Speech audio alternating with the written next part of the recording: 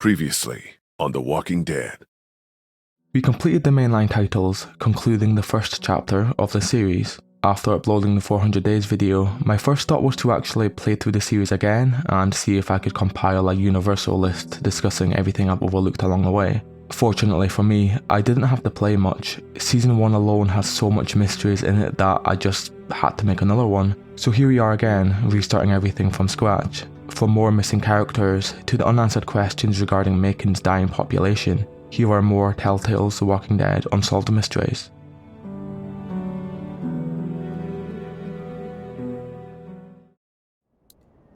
Furniture overturned, blood everywhere. Jesus.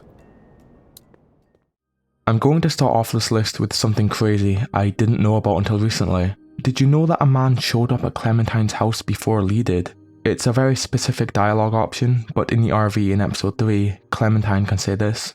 Before you, there was this other guy. He was yelling and trying to get into my house. He wanted to take the TV and tried to break the glass door with a rock.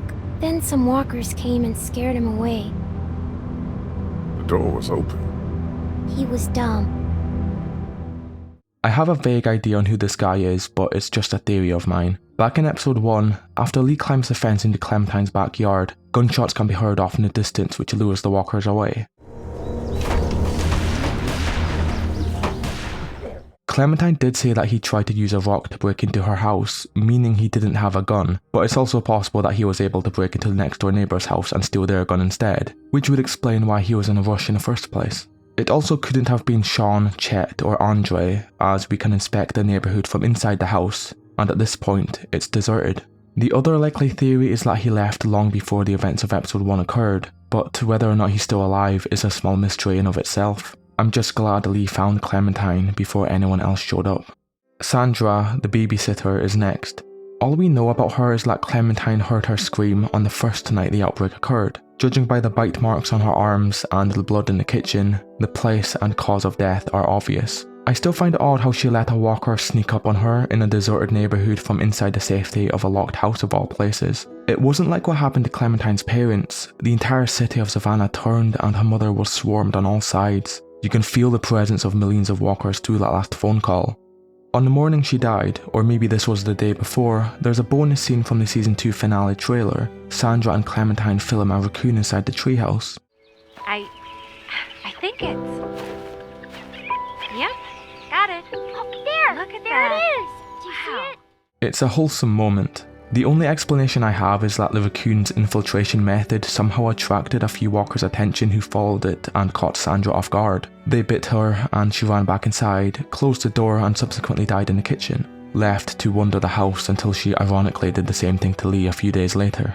We know that walkers hunt and eat animals in addition to people. Take Shell's campaign from 400 days for example. So the raccoon could have cost Sandra her life in the end by bringing unwanted attention to the house. That or she left the house attempting to find help.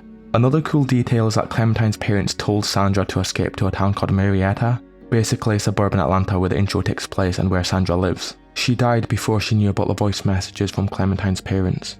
As most of us know, the original script for season 4 involved Clementine going back to her hometown here in Atlanta, reconnecting with her past and finding her old home. This was scrapped, but the assets were later repurposed into what is now the definitive edition main menu home screen. It looks amazing. I'm glad we can still visualize what this story could have looked like, even if it was abandoned in the end.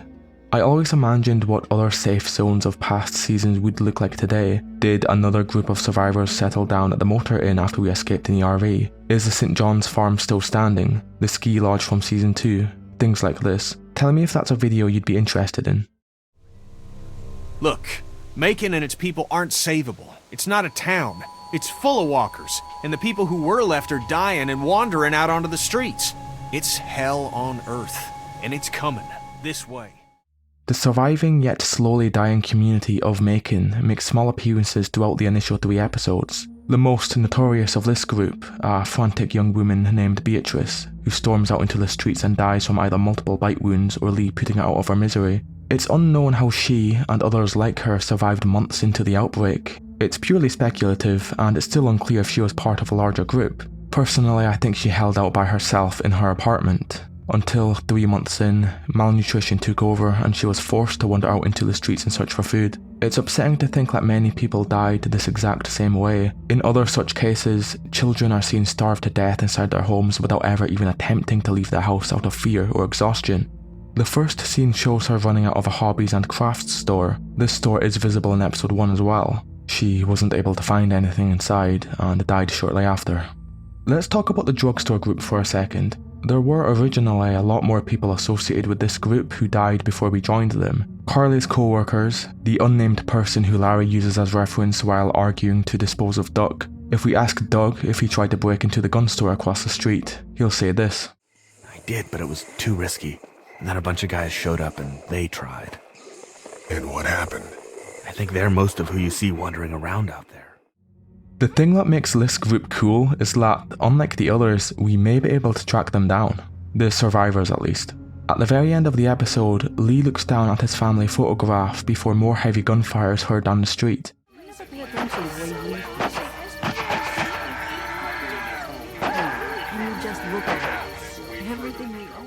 Our vision is obscured once again, but to me this sounds like multiple rifles or shotguns which could link it to the gun store downtown, but this evidence alone makes it a long shot. The next theory is even more interesting. The only other Macon group with guns besides our own are the Bandits, and we know that they operate around the city and the outskirts near the Motor Inn and St. John's Dairy Farm. The reason for this, according to Danny St. John, is because the residents of Macon were ordered to gather near the Save Lot store on this highway. So Lee didn't know it yet, but this group off in the distance could have been survivors who later turned to banditry. The wiki does state that it's probably the case that a few other survivors that sought safety or supplies in the store joined the former staff to form what later became the Save Lot Bandits. It's safe to say that the group that Doug references supplied them with their guns from this exact gun store, as some are seen with only bows and arrows in episode 2, but are later equipped in episode 3, likely because of diminishing numbers. With the death of the bandits in the raid, the question is now, are there any survivors left? What do you think? I believe there is, just because we have to account for hidden communities and things like this. Vernon's cancer survivor group from Savannah held out in an infirmary basement connected to a sewer system. They had sick and elderly people to take care of. They were supposedly hiding from Crawford until their eventual collapse. Yet they still lived relatively comfortably for months until they stole Kenny's boat and wound up with Shell's group down the line, with only Vernon losing his life off camera. The point is, more functional hidden groups still existed, and may still exist in Macon to this day. St. John's Dairy Farm, for example, wasn't a particularly well hidden place, yet they only fell because Lee had something to say about their life choices. With the bandits dead and almost definitely more secluded communities still out there, I don't think it's far-fetched to say that Macon survivors still exist. We simply never saw them. So what's your family's plan? Get back on down to Lauderdale and let this mess get sorted out. Government will start handing out shots and the National Guard will do its thing.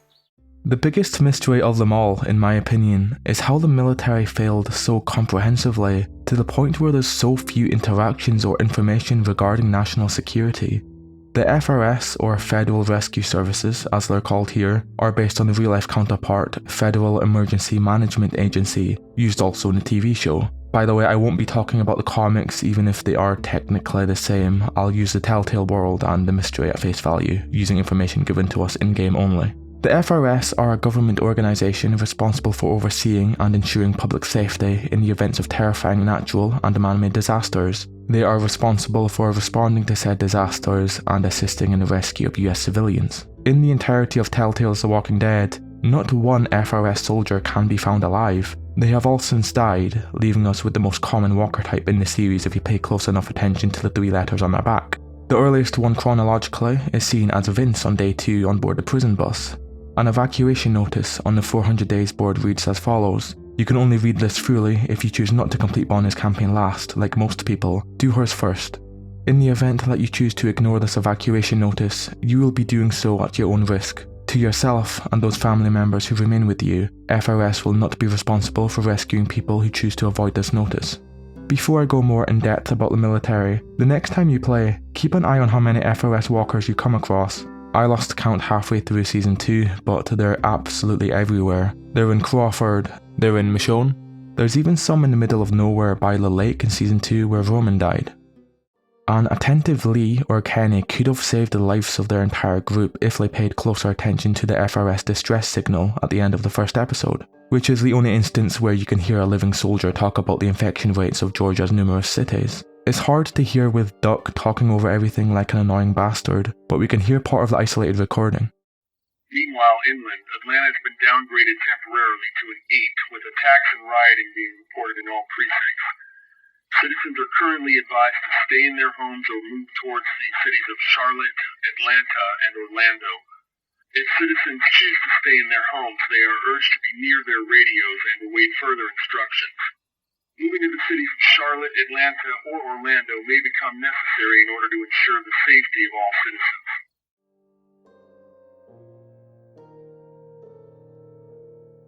It sounds to me that Columbus could have been the correct place to go if they wanted to travel into a city. If Kenny was made aware that Savannah was a Stage 9 catastrophe, that could have convinced him to change his mind, as stubborn as he is.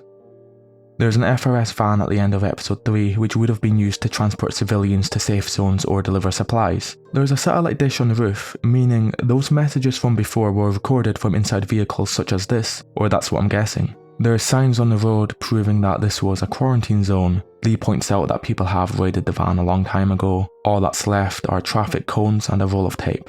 Once again, no one survived.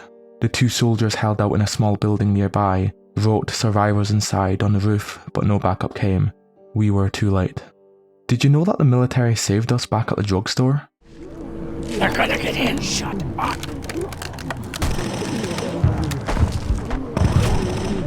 Is that the military? I don't know. Thank God for whatever it is. We almost died because of this bitch and a Richie Triggerfinger. That was stupid! That was... Just before walkers break through the doors, a helicopter flies above and rains down bullets on the walkers below. Then, the helicopter flies away and the sound distracts them. Contrary to what most people believe, it didn't crash into the roof immediately, because there's a split second where a view of the roof is visible in episode 1 after triggering the alarm. Here, the roof is fine. They crash landed after we had already left. We return later to find that Lee isn't too impressed by the military's efforts and the dead pilot inside the drugstore. We impale him on some debris but are unable to kill him. Something of note is that this guy, who was the only person who successfully helped us as far as I know, wasn't actually FRS but United States Air Force. It's quite weird going back to episode 1 after finishing the series. At this stage, everyone was quite dismissive of the outbreak, Sean convincing his dad to reinforce the fence in case it's dangerous, Chet walking home to his mum's house acting like it's just a normal day, and Kenny's family adamant that things will go back to normal in no time. We need to hope that we can go back to our jobs soon, Lee. Back to normal. It can't stay like this. It's good writing and a realistic interpretation of how people would act in real life. Kenny especially had very high hopes of the military in the beginning, which is in contrast to his usual pessimistic attitude to anyone that isn't himself we are familiar with. Only halfway through episode 1, I think, at the drugstore does everyone fully understand the calamity of the situation. How the military ultimately failed comes down to poor preparation and knowledge of the virus. The spread of the virus was already too violent and there was no containing it. They likely had no idea that people turn even if they aren't bitten, and in a profession where many people were dying around them, in very close proximity, it caused their swift downfall and the immediate shift to anarchy in the US. Too many people were dying every single day just from natural causes. Any soldiers who lived past the initial stages of the outbreak would have abandoned their post to run away with their families. And with no civilian infrastructure, the production of weapons, ammunition and food would have ceased. If there's any military left, their efforts would have been used on prioritising the well-being of the rich and powerful, military bases in the middle of nowhere, using islands as safe zones on a small scale. As for the general public, they clearly gave that up very quickly. Too bad. You'd figure a movie star or something would show up somewhere. They had like millions of dollars. They're probably living in a bunker with butlers and waterbeds out the ass.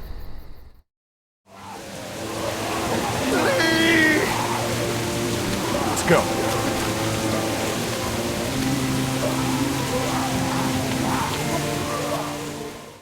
Although not a missing character, the Lily timeline is one of the most unknown things in the Walking Dead universe. She barely mentions anything about her past in season 4, other than a few remarks about Larry being strict when she was a kid, how she almost died, and that she kept wandering around until she found the Delta, implying she was by herself for a very long time. It's about as open a hypothetical as possible, which is my favourite type of mystery because there's no wrong answer and there's lots of different opinions which I'd love to hear in the comments. As we all know, there's 2 scenarios this time around, like Kenny's separations in episode 5, only one of them really put Lily in an extremely dangerous situation, while in the other she had a vehicle and the sunlight to aid her. We will be talking about both regardless though.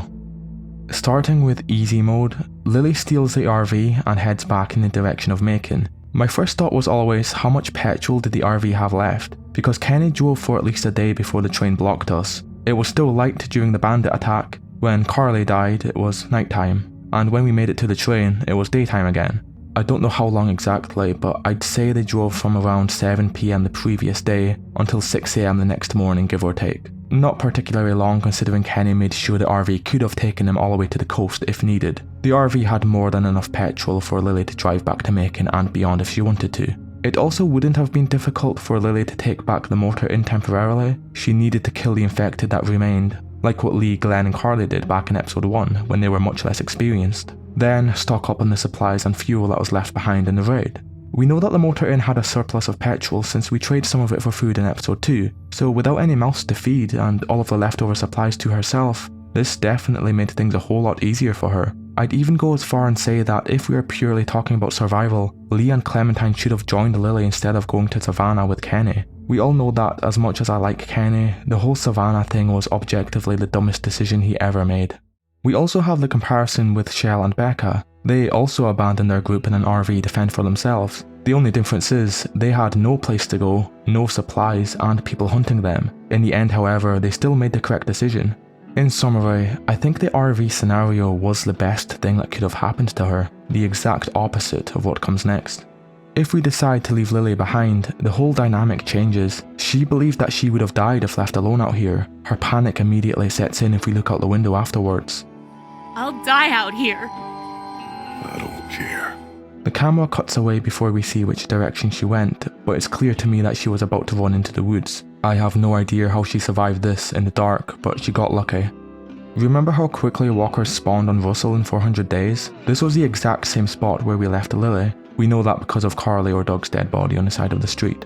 I don't know what it is about the countryside, but walker activity in woodland areas are abnormally high. A fact that's consistent across The Walking Dead. So what happened next can be boiled down to Lily wandering through the woods until she eventually found a town or a place where she could settle down for a while and find food. The closest comparison for this scenario is Krista and Clementine in season 1.5. Another untold gap of time lasting 16 months, and the topic of many other mysteries I've discussed in my season 2 video a while back. They also travelled through the woods for the majority of their journey, and if Clementine and a pregnant woman could survive this long, I don't see why Lily couldn't even if the odds were stacked against her. She also could have pulled a Russell and walked back to the motor inn on foot, but that would have taken a few days at least. She took it one step at a time, travelling from town to town trying to survive before she found other survivors such as Abel and found a place to call home in the Delta. She didn't have a head start this time, but she lived and wound up in the same spot anyway.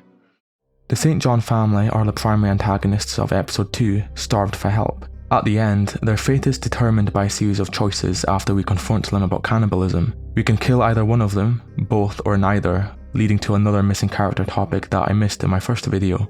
Just to get this out of the way, I am 100% sure and everyone would agree that Danny dies no matter what. Even the wiki states that his death is absolute in every possible outcome. Spare Danny, dead.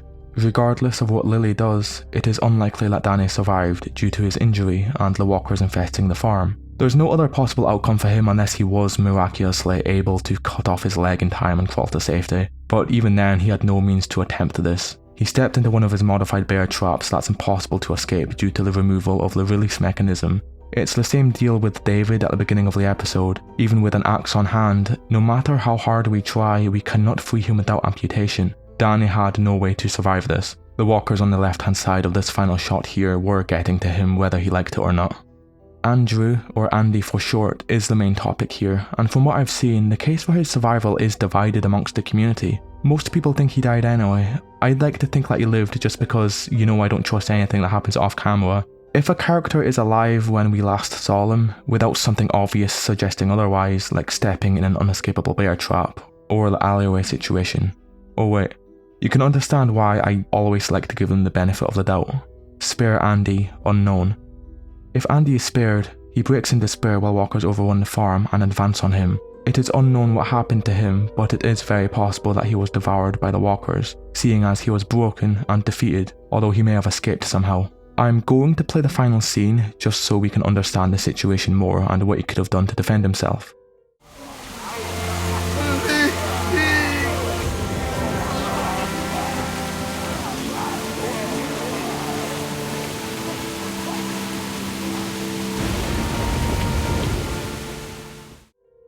Brenda was the closest walker and is quickly approaching him.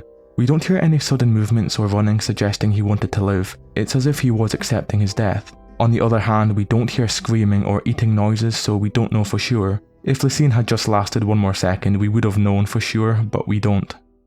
There's a few small things here and there. If you spare Danny, you get the message saying, Clementine will remember you spared his life. If you spare Andy, the message instead reads, you spared Andy's life.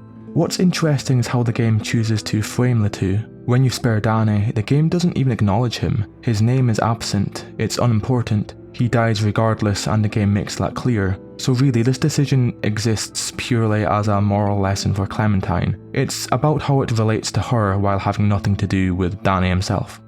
This is the opposite of you spared Andy's life. With no correlation to Clementine, thus no moral framing, it's a direct acknowledgement of Andy's survival. The distinction matters because by naming Andy, the game assigns weight to his life as an outcome determined by us. It's not symbolic, so we can assume that it would be unlikely for him to die a few seconds later without consequence. I think that would be cheap.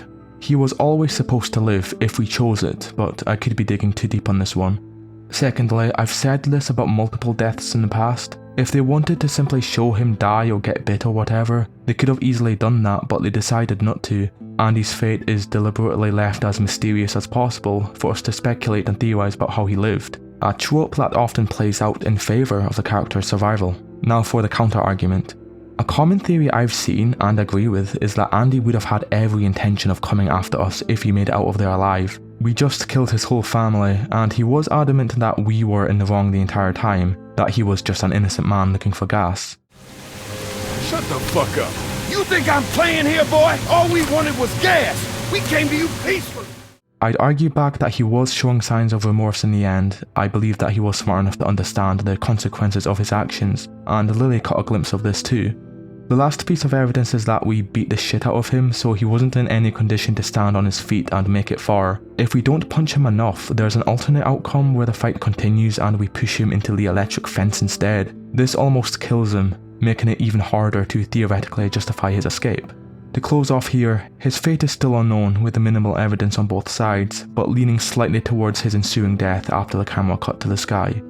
As we know with Telltale, evidence wasn't enough to stop Kenny or Clementine from surviving the impossible, even if they were main characters. My input is 55-45 in favour of his survival, but it's up in the air. Tell me what you think about Andy's escape in the comments.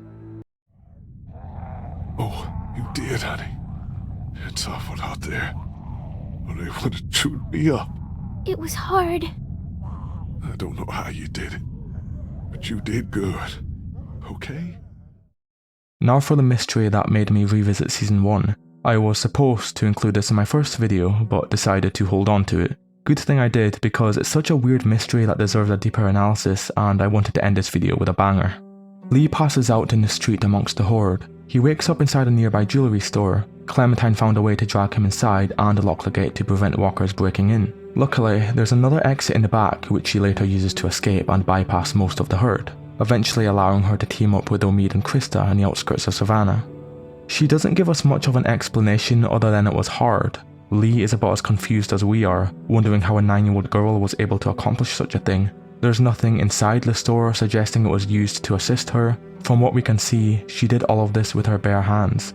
Message forums dating back to 2012 are the earliest mentions of this mystery. How did Clem drag Lee inside the jewellery store? She's 9. With enough adrenaline and willpower, I'm sure she could have dragged Lee along by his feet or something. It definitely took her a while to drag him to safety, since by the time she got to the garage, his appearance had deteriorated so much. That's a good point actually. Lee passes out lots of times during episode 5, and every time he was able to stand back up and continue without the infection worsening. This is the only mini time skip where his condition is noticeably worse, so we can assume that this was at least an hour later. giving Clementine a generous time frame to work with. By extension, and because Clementine herself said that it was hard, it credits the theory that, quote, she probably dragged him along inch by inch. She's not a toddler. To me this seems the most likely, yet some aren't convinced. It's bullshit. On every forum, for everything, there's always some guy trying to make excuses for Telltale. Adrenaline my ass. It does make you do amazing things, but this is still a little girl who hasn't even hit puberty. On a constant basis, she was unable to fight walkers off her despite them weighing less, due to decay.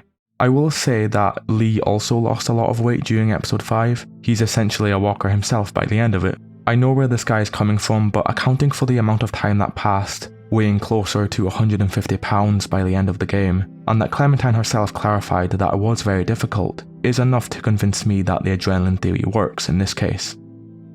You'd be surprised to hear that this jewellery store has a wiki article for us to take a look at. An exterior view seen in this image shows the gate from the outside. There's a Crawford tag on it, which is a nice detail. Nothing of much importance, but we can visualise how she was able to slide Lee under the gate and lock it from the inside. Another theory is that the apple Lee gave her in episode 2 was actually infused with drugs. Why was it cut in half first of all? I think there's something weird going on here. I still wonder how Clem managed to drag a heavyweight like Lee inside the shutter after he faints to the ground. I couldn't think of how she managed such a feat, unless she was hiding some muscle underneath. Obviously this is a joke, but imagine if there was a secret ending where if you didn't give Clementine any food throughout the game, it made her too weak to carry Lee in episode 5. Besides just being nice, the energy bar and ration choices from episodes 1 and 2 have no real consequence. A theory I do like is that Lee and Clementine were actually eaten by walkers. The rest of the series was just Clementine dreaming in her final moments, finding a family and a new home, because her last sights were her dead parents and only living guardian Lee succumbed to the infection and collapsed to the ground. That concludes more Telltale's The Walking Dead Unsolved Mysteries. Moving forward on this channel, I would like to focus primarily on The Walking Dead. Single hypothetical what-if scenarios, mysteries, lore speculations, and the occasional mystery list on, well, I guess I have to make a part 2 on every game now all over again. I should probably think about making Michonne. I said I was going to, but got caught up in the more mainline series stuff. Thanks for watching again. Please feel free to email me or join my Discord server if you have anything worth sharing on there.